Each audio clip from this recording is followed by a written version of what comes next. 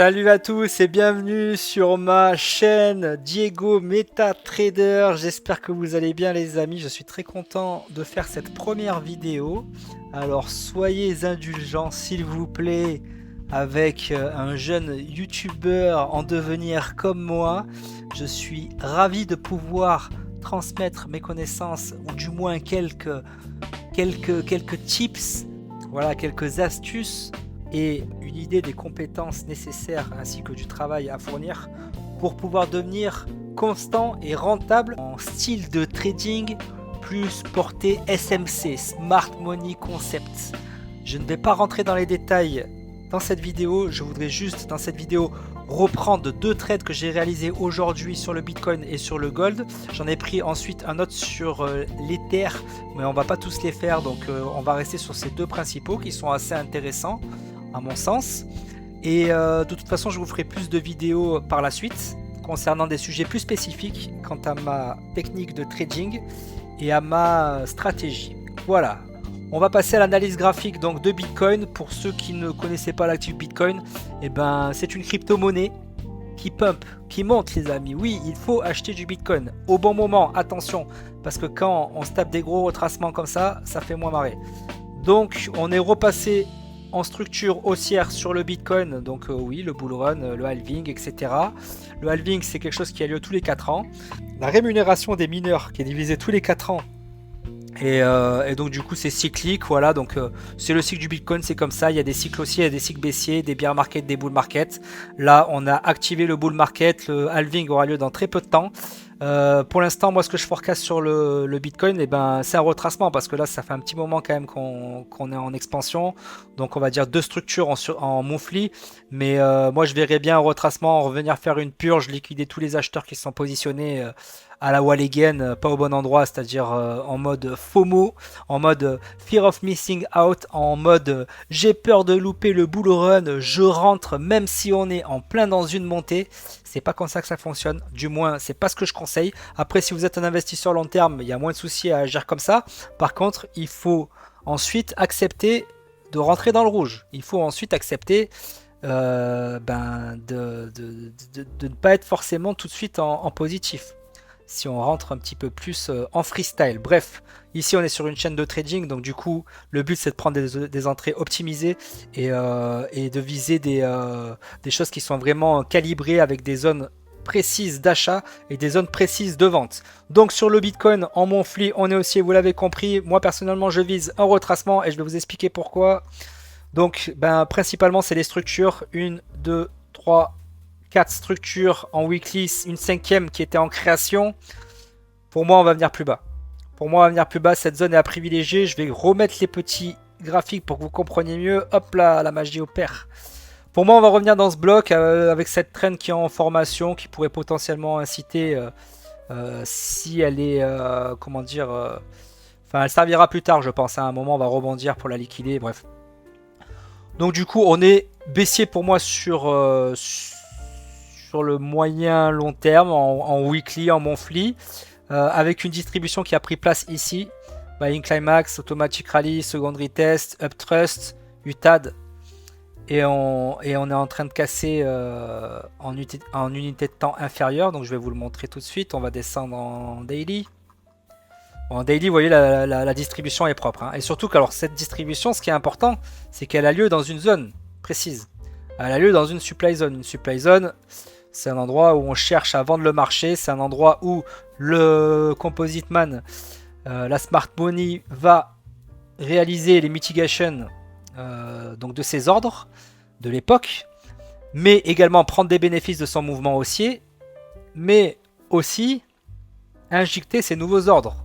Donc là, si la structure, si la vision est vendeuse, elle va profiter de cette zone pour 1. Mitigate les ordres qui ont été injectés à l'époque, 2. Prendre des bénéfices de son mouvement haussier, et 3. Injecter des nouveaux fonds pour réaliser des plus bas.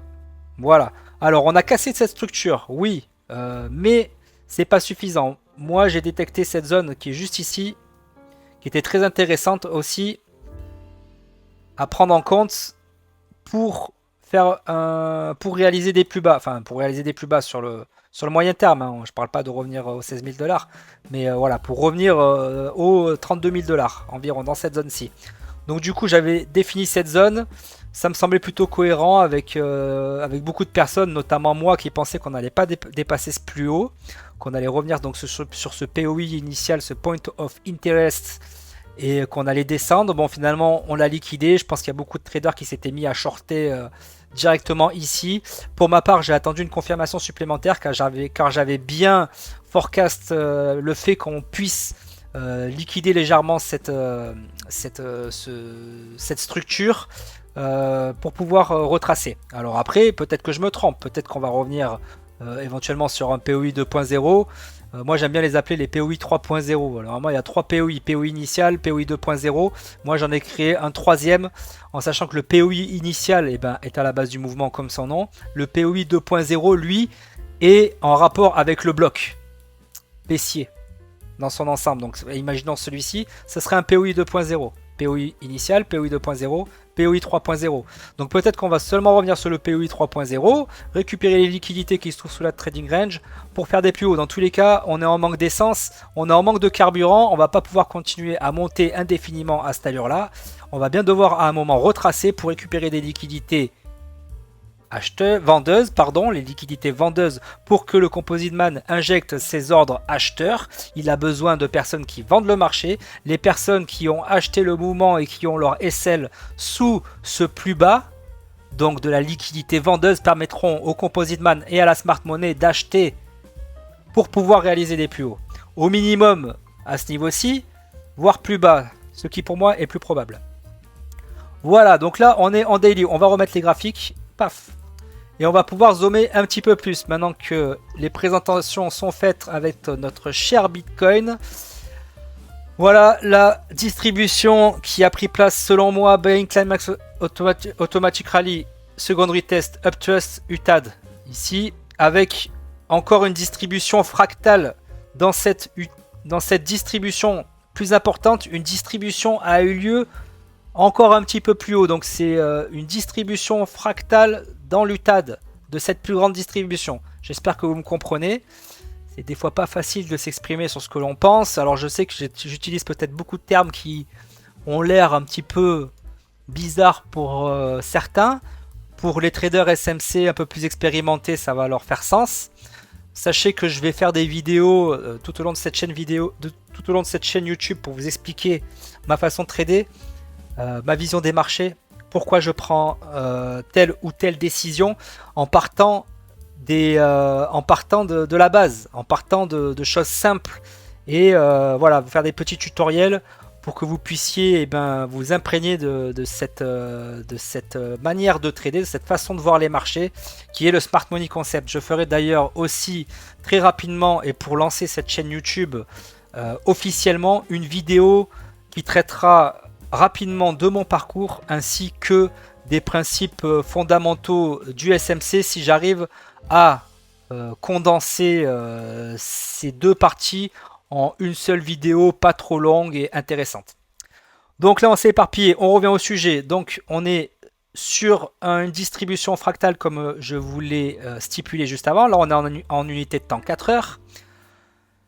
J'ai annoncé hier sur mes réseaux, notamment Instagram et en short YouTube, également TikTok, que depuis plusieurs jours, depuis plusieurs semaines, plusieurs jours maintenant, qu'on allait faire des plus bas. Bon, ça c'est ok. Et j'ai annoncé hier que pour moi cette mèche était une liquidation, c'est-à-dire un UT de cette UTAD pour pouvoir faire des plus bas. Surtout que en revenant, donc c'est-à-dire en faisant un choche d'une unité de temps inférieure en 1 heure, quand on a cassé ce plus bas là ici, pour moi ça m'indiquait qu'on était donc passé baissier en 1 heure.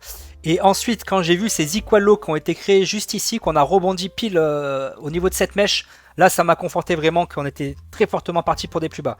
Donc du coup je me suis positionné avec, pour moi on allait faire une distribution un tout petit peu plus haut, ou enfin du moins à ce niveau là, mais voilà, une distribution un peu plus belle m'aurait conforté pour prendre une position. Ça n'a pas été le cas, du coup j'ai laissé le prix effectuer ce qu'il avait à faire. On est revenu taper sur cette résistance rebondir. Donc troisième, pour moi, une troisième confluence d'un marché baissier qui incite les retail et la dumb money à se positionner à l'achat. Du coup, eh bien, j'ai attendu patiemment que mon setup se mette en place. On n'est pas pressé. En plus, il y avait donc cette trend qui était en format, qui a commencé à se former, donc qui commençait à mettre des probabilités contre moi, qui cherchait un ordre vendeur, car au-dessus de cette trend se trouvent des personnes qui vendent le marché, donc qui ont des ordres acheteurs et qui permettent du coup à la smart money, si elle le souhaite et si elle en a besoin, de revenir un petit peu plus haut, récupérer ses ordres acheteurs pour vendre, pour injecter ces ordres vendeurs. Et surtout que dans une unité de temps inférieure à 30 minutes, nous avions ce POI avec cette zone en gris sur mon graphique contenant de l'imbalance, c'est-à-dire une zone qui n'a pas été encore mitigate par le prix, qui n'avait toujours pas été refermée. Donc du coup, cette configuration m'inquiétait un petit peu pour prendre un short, mais maintenant je n'avais pas envie quand même de louper tout ce potentiel baissier qui peut être juste vraiment important sur qui peut durer vraiment plusieurs semaines, voire plusieurs mois, peut-être même jusqu'au halving, peut-être même un petit peu après, va savoir, on peut pas prédire après combien de temps vont prendre les choses, mais en tout cas nous on se fie sur les faits, on regarde les faits et on s'appuie là-dessus. Donc du coup, comment j'ai fait pour entrer en position ici? Et bien du moment où on a liquidé cette résistance, là ça a commencé à m'intéresser. Donc ce que j'ai fait, c'est que je suis descendu sur du 15 minutes et j'ai regardé qu'est-ce qui était en train de se passer suite à la liquidation de cette résistance. Est-ce qu'on accumule? Est-ce que c'est potentiellement un STNB qui servirait à faire qui servirait à retracer pour revenir dans cette zone, liquider cette résistance et descendre plus bas. Donc faire un schéma un petit peu comme ça. Je vous le fais direct, hop. On aurait pu faire quelque chose comme ça, tac, tac, et descendre. Donc voilà, donc de ce fait là, j'ai décidé de rentrer en sell stop. En sell stop, c'est-à-dire que j'ai mis mon ordre de vente sous l'accumulation. On va aller en time frame plus petite pour que vous puissiez le voir. On va aller même en 1 minute. En 1 minute, on voit l'accumulation, elle est assez perceptible. En 30 secondes, on la voit encore mieux, mais en 1 minute, c'est pas mal. En 1 minute, on voit bien que il y a un STNB, un preliminary support, buying climax, selling climax, automatic rally, secondary test, STNB. Et là, on est venu casser la trading range, on passe au-dessus. Et là, la distribution prend place, elle est magnifique cette distribution. Avec un buying climax, automatic rally, secondary test, on crée une résistance, on incite les gens à vendre et non paf, on vend juste après en revenant mitigate cette zone et venant mitigate ce plus gros bloc. Donc la confluence là pour moi était parfaite, j'ai positionné mon ordre vendeur en sell stop sous cette accumulation avec mon SL sur cette distribution ou plutôt cette redistribution. J'aurais pu mettre mon SL un petit peu plus haut. J'aurais pu le mettre jusqu'ici vu que je prédis un mouvement d'une ampleur vraiment importante. J'aurais pu le mettre plus haut, ça aurait été possible en mouvement type un peu plus swing trading. Donc là c'est un mouvement, si vous voulez, j'ai combiné les deux en fait là sur ce trade. J'ai combiné la puissance du scalping et de l'intraday, c'est-à-dire trader sur des unités de temps basses, c'est-à-dire en dessous du 15 minutes. Scalping en général c'est en dessous de 1 minute, 2 minutes, voilà, quand on arrive sur du 1 minute et moins c'est du scalping, et en dessous de 15 minutes c'est plus de l'intraday, donc des trades qui sont faits pour durer une journée, voire 1 ou 2 jours, enfin voilà, c'est pas non plus de l'intra-week. Donc du coup j'aurais pu viser un trade potentiellement avec une entrée type plus large, plus à la cool on va dire, bon voilà, je place mon ordre comme ça, hop. Je sais qu'il y a de très fortes chances qu'on tombe directement, mais au cas où le prix décide de liquider cette trend, mitigate cette zone, comme ce qui aurait pu être le cas, eh bien j'aurais été safe. Pour mon cas, j'ai préféré la jouer agressive pour avoir un ratio de gain potentiel supérieur. Plus mon SL est serré, plus le nombre de lots utilisés pour effectuer ma position est important. Donc du coup, plus mon ratio de gain est important aussi. Et de toute façon, j'étais prêt à accepter le fait qu'on puisse monter et me liquider, quitte à re-rentrer en position un petit peu plus haut sur une distribution qui se serait produit dans ces alentours, avec un SL toujours aussi tight pour, entre guillemets, si on peut le dire comme ça, compenser cette perte et aller viser des plus bas. Voilà, donc du moment où on a cassé cette petite zone de liquidité qui n'est pas très importante mais qui est quand même là, je me suis dit ok, là on est parti. Et puis là on vient de casser la tiers. Donc à partir de ce moment là je me suis protégé à break-even. J'ai mis sur mon logiciel MetaTrader mon SL est à ce niveau là. Et maintenant je suis dans un trade qui est free. C'est à dire que même si le prix se retourne contre moi et que mon analyse est incorrecte, je ne perdrai pas d'argent. J'ai même pris un gain partiel de 20% à ce niveau là. Je voulais le prendre à la base au niveau à ce niveau ici là, au niveau de ce low. Qui est pour moi un lot qui comporte un petit peu de liquidité. J'ai pas réussi à détecter un lot vraiment intéressant pour pouvoir prendre des profits partiels avant d'arriver sur cette trading range de la higher time frame. Du coup, j'ai décerné cette zone qui pouvait hop, petite coupure internet, excusez-moi, j'habite à la campagne et il neige, donc c'est normal, vous inquiétez pas. Donc du coup, comme je le disais, j'ai décerné cette zone comme étant une zone intéressante pour prendre un profit partiel. Ça m'embêterait quand même qu'on revienne pour que mon biais s'exécute et qu'au final j'ai quand même réalisé un gain latent qui a le mérite d'être récompensé avec un petit gain partiel qui ne coupe pas le potentiel total de mon trade. Voilà, j'aurais pu prendre plus, j'aurais pu prendre 30-40%, mais vu que pour moi des plus bas au minimum jusqu'à cette trading range sont quasiment inévitables pour pouvoir faire des plus hauts et attaquer, ou du moins continuer ce bull run sur Bitcoin, j'ai décidé de prendre 20% à ce niveau-ci. Voilà les amis, donc ça c'est pour Bitcoin. Je suis donc du coup toujours actuellement dans le trade. Je vais essayer de manager ça au mieux. Voilà, là on est revenu, on est revenu sur, on vient rebondir sur cette grosse résistance qui est un petit peu plus large en réalité pour ceux qui traitent les supports, les résistances. C'est pas une droite comme ça, c'est un petit peu plus. C'est un petit peu plus épais, donc du coup voilà, là pour eux on est dedans. Là ce qui est super, c'est qu'ils se disent ok, on rebondit, le support fonctionne, c'est parti, je prends un achat sur Bitcoin et je peux vous dire qu'il y a 80-90% de chances qu'on vienne les liquider par la suite. Alors est-ce qu'on va venir les liquider tout de suite? Est-ce qu'on va faire une mitigation plus importante? Ça, je ne pourrais pas vous le dire, mais ce qui est sûr, c'est qu'on va venir liquider ça, c'est quasiment sûr. Il n'y a rien qui est sûr, mais voilà. Le fait qu'on rebondisse une troisième fois, ça me conforte encore plus sur le fait qu'on va le transpercer.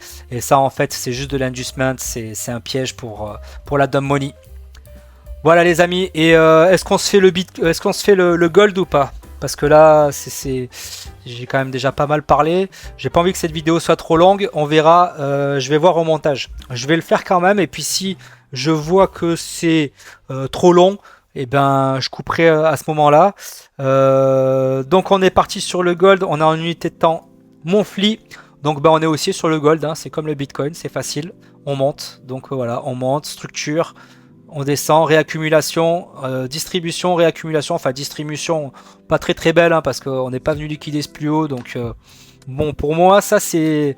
En fait voilà, pour moi j'ai envie de voir ça comme un AR, j'ai envie de voir ça comme un automatic rally, j'ai envie de voir ça comme une trading range, mais ça peut également être interprété comme une réaccumulation pour faire des plus hauts.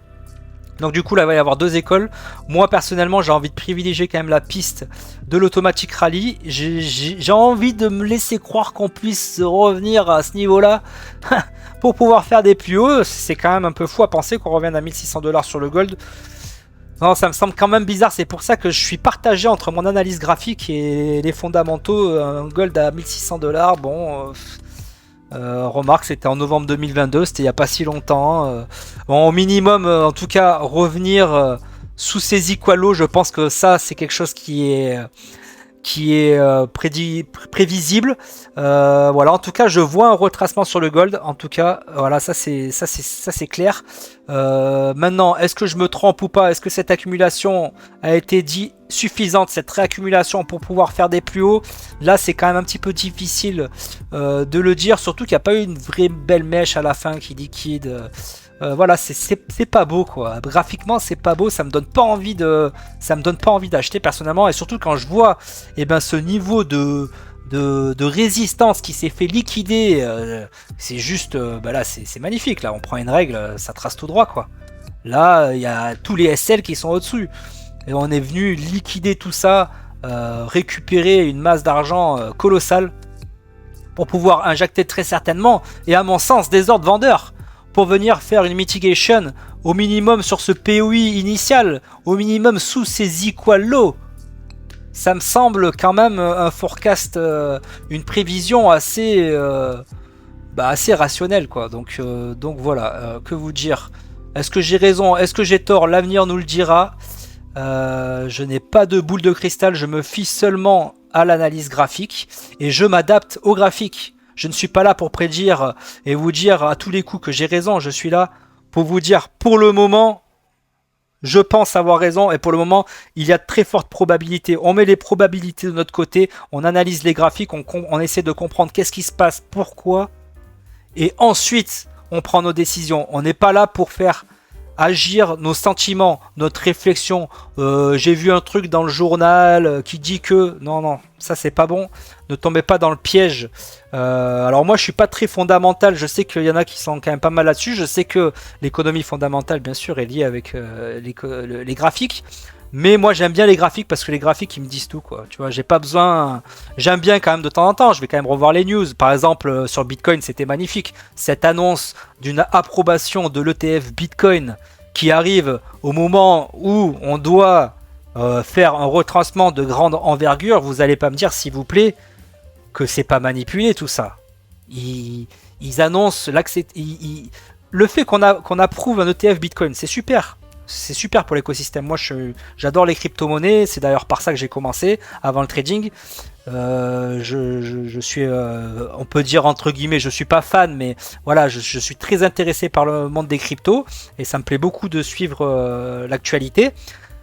Mais là, quand même, qu'on annonce l'approbation d'un ETF Bitcoin à un moment où on est censé faire un retracement d'envergure, moi je trouve que c'est vraiment une manière de manipuler l'opinion publique, que les personnes se sentent pas obligées, mais voilà, aient vraiment l'envie d'investir sur un actif prometteur dont tout le monde parle.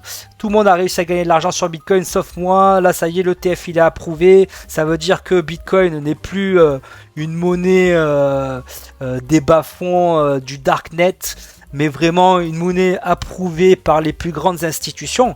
Ça c'est super, mais du coup de le faire à ce moment-là et entre guillemets que beaucoup de gens se fassent piéger par ces analyses fondamentales, moi ça me dérange. Donc du coup voilà, c'est pour ça que je préfère me fier au graphique et si besoin apporter une confluence au niveau fondamental, mais pas l'inverse. C'est pas le fondamental qui va me dire je vais vendre ou je vais acheter, c'est le graphique et ensuite je vais voir si j'arrive à trouver une confluence supplémentaire avec les fondamentaux. Les fondamentales, pardon.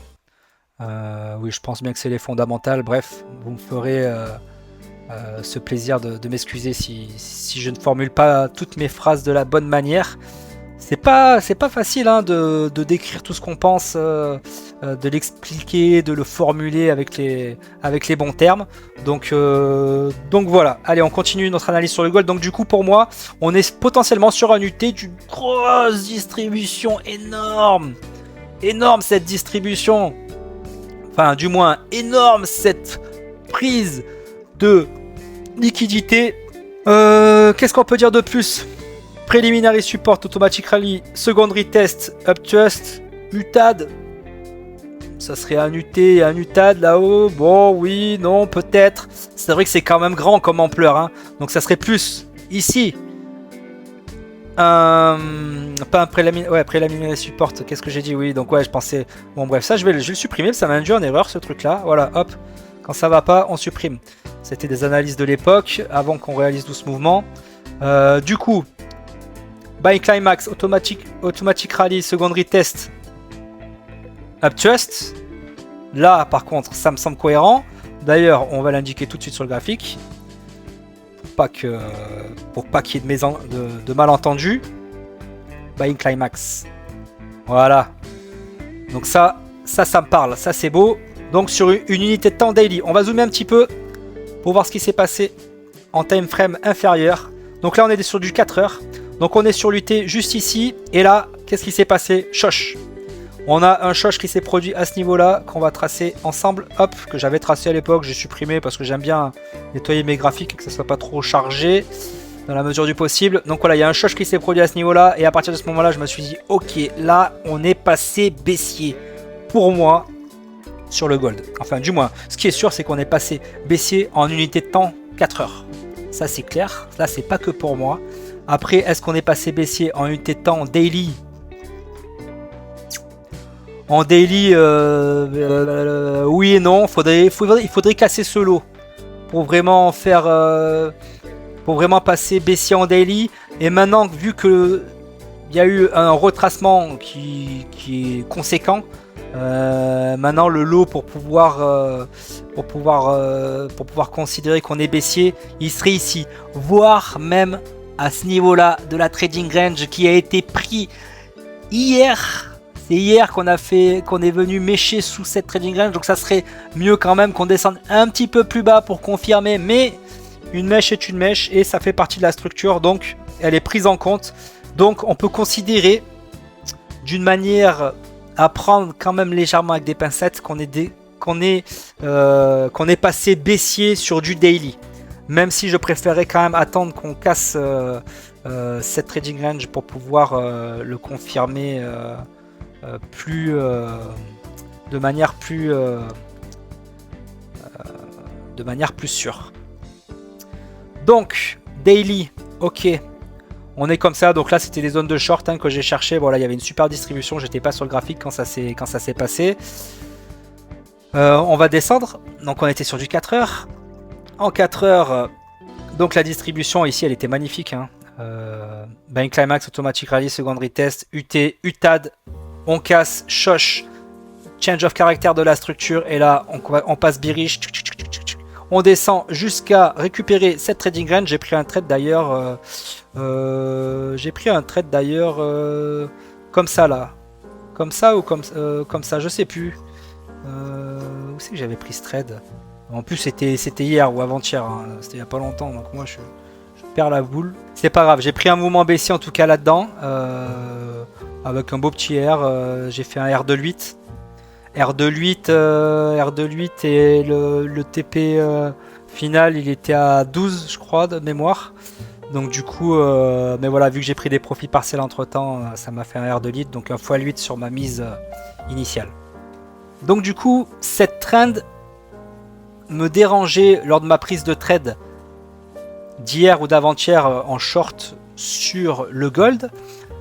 Mais vu que l'exécution du prix était bonne et que la trading range était toujours intacte, c'est ce qui m'a conforté à quand même prendre ce mouvement baissier, même si bon, ça me dérangeait un petit peu. Et là, eh bien, qu'est-ce qui s'est passé? On a récupéré la trading range, accumulation, Selling Climax, Automatic Rally, Secondary Test, STNB et grosse réaction pour venir récupérer toutes ces liquidités, plus la trendline qui a été cassée. Donc tous les ordres des vendeurs qui se retrouvent du coup à acheter le marché avec leur SL donnent de la liquidité vendeuse au Composite Man et à la Smart Money pour pouvoir injecter ces ordres vendeurs et potentiellement réaliser mon biais baissier sur le plus long terme. On va zoomer un petit peu pour déceler qu'est-ce qui s'est passé sur cette unité de temps. Donc du coup j'avais tracé mon POI, cette supply zone qui était assez importante au vu du mouvement, mais j'ai pas trop eu le choix parce que le mouvement était impulsif ici, j'avais pas vraiment de zone avec d'imbalance sympa à déceler. Donc du coup bon ben je me suis dit, à partir du moment où on casse cette trend, s'il y a une distribution qui se fait ici et qu'on n'a toujours pas cassé ça, et bien pour moi on est toujours baissier, donc du coup je vais chercher une vente. J'ai zoomé de ce fait là en unité de temps 8 minutes et j'ai décelé une distribution, alors pas parfaite, mais quand même tradable. J'ai pris un SL ici. J'ai pris un premier SL ici sur cette position. Ici, il y a pour moi potentiellement un buying climax, automatic rally, secondary test, up thrust. Pas très beau, j'aime bien quand le buying climax est au même niveau que le ST pour créer une belle résistance afin de vraiment liquider un niveau important. Bon, c'était quand même prenable pour moi au vu qu'on avait une belle résistance qui s'est créée ici, des equal high pas parfaits mais qui le sont en unité de temps supérieure, légèrement supérieure.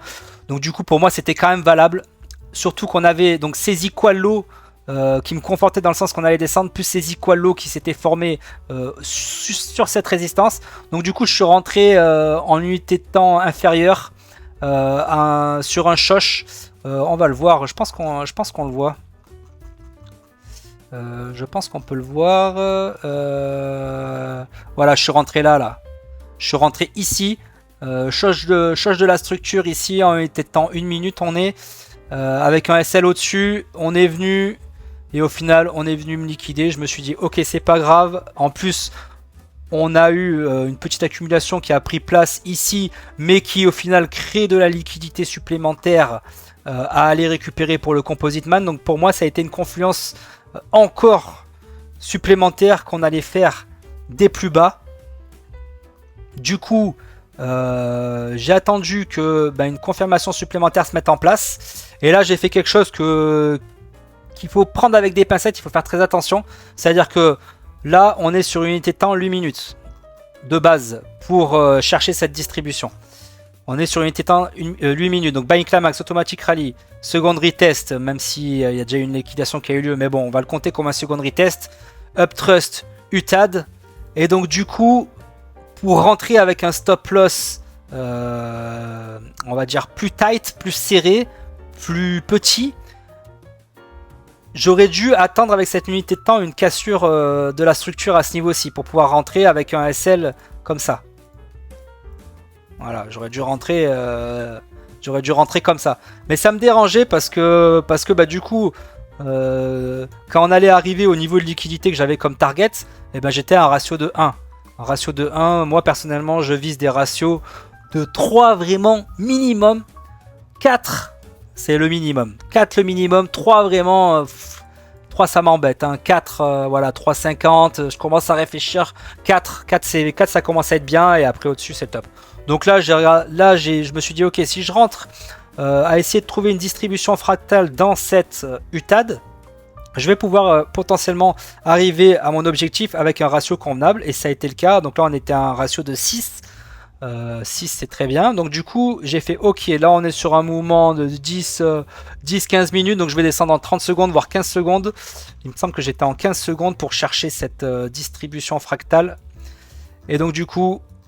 on y est, donc là on est sur l'UTAD de la distribution fractale avec buying climax, automatic rally, secondary test, up trust. Alors ce qui m'a dérangé c'est que on a eu un petit niveau là de résistance qui s'est créé, mais au final quand j'ai bien regardé, que j'ai bien zoomé dans le prix, j'ai vu ok bon en fait c'est une accumulation, ça peut être pris en compte comme une redistribution, surtout qu'il y a eu une petite mèche qui est pas facile à voir dans cette unité de temps, mais si on le voit quand même, si on zoome encore en 10-5 secondes, moi je vais pas descendre trop bas parce qu'après c'est voilà, en plus voilà, ça va être trop dur à remarquer les choses, mais bon bref, on le voit, hein, si vous voyez, je pense que vous pouvez le voir.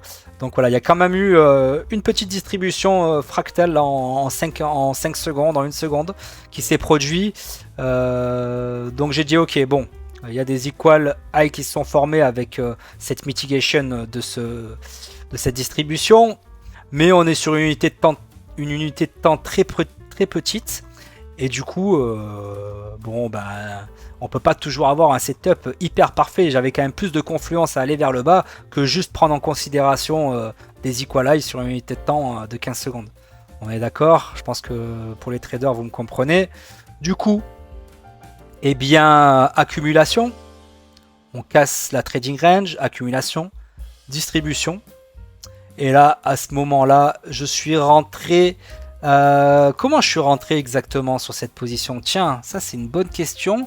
Même moi là, je suis en train de me dire, mais t'es rentré comment en fait? Parce que ah oui, je suis rentré en sell stop. Oui, c'est ça, je suis rentré en sell stop. En fait, je suis rentré du moment où il y a eu cette mèche. Alors, je suis pas rentré au bon moment. J'ai failli me faire avoir. Hein. Mon exécution n'était pas parfaite. Je suis rentré en sell stop en me disant, ok, je me mets sous même principe que le Bitcoin. Je me mets sous l'accumulation. Comme ça, si le prix fait des plus hauts, eh ben, mon ordre il n'est pas déclenché. Par contre, si on vient faire des plus bas, je serai dedans. Donc à la base, j'aurais voulu rentrer comme ça. Enfin, j'aurais voulu, voilà, mettre ma position comme ça et me faire déclencher à ce niveau-ci. Sauf que je devais être trop zoomé sur le prix et du coup j'ai pensé que ceci était une petite accumulation, ce qui n'était pas du tout le cas. J'aurais dû dézoomer, donc là c'est moi qui me suis fait un petit peu avoir. Et donc du coup bon, bah, j'avais mis un SL au-dessus là. Si j'avais attendu que l'accumulation se termine et fasse cette mitigation, j'aurais pu avoir un SL encore plus tight comme ceci, sous ce haut, sous ce high, mais au final voilà, je suis rentré ici, donc du coup bah, mon SL était sous le high. Donc voilà pour l'exécution de la prise de ce trade. Donc c'est vrai que quand on est revenu comme ça, je me suis dit bon, c'est peut-être foutu pour moi, et puis au final j'ai vu que la distribution était vraiment belle. On était de temps 15 secondes, donc ça m'a un petit peu conforté dans le fait qu'on allait descendre. Puis toujours, comme je vous l'ai dit, hein, cette liquidité en objectif en dessous, qui pour moi apporte grave de confluence dans le sens où on va aller la récupérer potentiellement avant de faire des plus hauts, donc qui me laisserait le temps de me protéger. Et donc du coup bah là après on était parti en trade, hein, donc là on dézoome, hein, parce que je suis rentré sur une unité de temps 15 secondes, mais c'était vraiment juste pour capter la distribution de fractale de l'UT de la higher time frame, hein, de la time frame 8 minutes.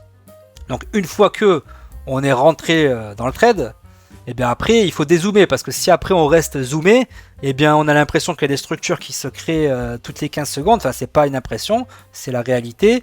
Dans un mouvement baissier comme ceci, en réalité il y a plein de structures d'une time frame inférieure qui se créent. Du coup j'ai dézoomé pour prendre un petit peu de recul et me dire ok, bah maintenant je suis dedans. Et bien on n'a plus qu'à attendre que cette trading range fractale, voire celle-ci, soit liquidée pour se protéger. On est revenu, je suis revenu légèrement dans le rouge en négatif un petit moment, et puis ensuite on a commencé à distribuer. Du moment où on a cassé cette trading range fractale, eh bien j'ai managé mon trade, il me semble, ici. Je l'ai managé ici ou pas? Je pense que quand il y a eu la... Enfin là j'ai une indication de liquidité, mais en fait c'est sur une time frame inférieure. Donc oui, je l'ai managé ici, hein. Je l'ai pas posé sur mon trading view, mais je l'avais managé dans mon MetaTrader. Donc ouais, j'avais managé à ce niveau-là pour quasiment sortir mon risque. Et en plus de ça, ce que j'ai fait, c'est que j'ai pris un bénéfice partiel ici. J'ai pris, je crois, 20 ou 30% à ce niveau-là. En partiel pour pouvoir... ma réflexion c'était quoi? Ma réflexion c'était ok, je vais prendre un petit partiel de 20-30% ici, je vais décaler mon SL un petit peu plus bas, donc gagner 30% de mon SL, donc j'aurais toujours eu une perte de 70%, mais le fait de prendre un profit, un léger profit ici, un ratio de 1 pour 1, mais prendre 20, 30, donc 0,20, 0,30 d'un ratio 1 pour 1, et bien ça me compense un 0,20, 0,30, ce qui fait que ici au final j'aurais été plus qu'à une perte de même pas 0,5 quoi. Sur à la base une perte d'un ratio de 1, je me serais retrouvé, si jamais on avait fait des plus hauts, à une perte de 0,5, 0,4. Donc du coup ça a été comme ça que j'ai vu la chose, pour pouvoir me protéger au cas où on fasse des plus hauts, parce que ce qui me dérangeait quand même dans cette distribution, c'est que de 1 elle n'était pas vraiment très très belle, de 2 on était quasiment sur le haut de la supply zone. Donc du coup, au plus on se rapproche, et bien au plus on a de chance mathématiquement de le transpercer. Voilà, c'est les deux choses qui m'ont conforté dans le fait de être agressif dans le management de mon trade, prendre des bénéfices partiels faibles, hein. J'ai laissé quand même, j'ai pris 20%, donc j'ai laissé quand même une grande partie du trade tourner, mais j'ai au moins pris un petit bénéfice pour pouvoir, si jamais le prix se retourne, eh bien atténuer ma perte. Et donc voilà, ensuite le prix c'est le prix a déroulé, hein. On est descendu ici, on est remonté, et là du moment où on est arrivé ici, à la base j'avais mis mon TP à ce niveau là. Quand j'ai vu que la liquidité a été récupérée, parce que je pense qu'on va aller jusque dans ce bloc, mais quand j'ai vu que la liquidité a été récupérée, que le prix commençait à stagner, potentiellement faire une accumulation, je dis ok, tu sais quoi, on va pas tout risquer, tout ce gain latent pour aller prendre quelques R supplémentaires, tant qu'à faire. Couper la position ici, quitte à louper un R, mais vous voyez, j'ai bien fait parce qu'au final, le prix va retracer, autant faire des plus hauts, alors que j'étais à 2 doigts de prendre mon TP final, donc ça aurait été vraiment dommage quoi, de laisser courir tout ce gain, surtout qu'on est vendredi et que les marchés vont fermer ce week-end. Voilà les amis, et bien écoutez, j'espère que cette petite analyse vous a plu. Pour moi, c'est un nouvel exercice. Donc n'hésitez pas à me dire en commentaire ce que vous en avez pensé. Je parle de beaucoup de choses. J'espère que ça va faire sens pour vous.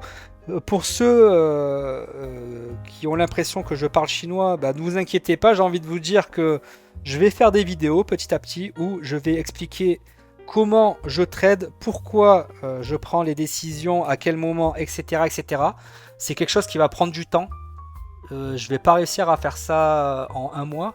Donc je le ferai petit à petit sur mon temps libre, histoire de vous donner des tips, des conseils, des astuces et une méthode de travail à aborder pour devenir constant et rentable sur les marchés. J'espère que cette vidéo vous a plu, n'hésitez pas à lâcher un petit like, je vous souhaite un très bon week-end.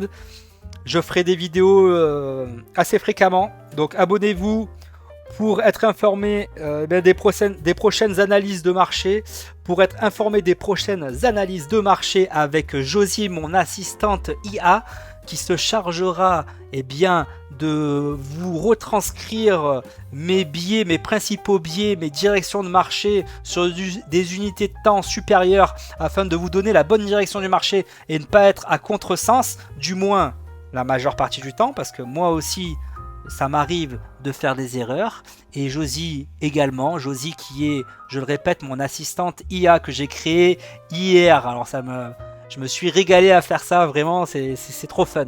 C'est trop fun de faire une IA, je vous le conseille. Tapez créer une IA sur YouTube, vous allez vous régaler. Vous allez passer un petit peu de temps, mais vous allez vous régaler. Bon les amis, je vous dis à bientôt, je ferai une vidéo très prochainement. Salut, ciao.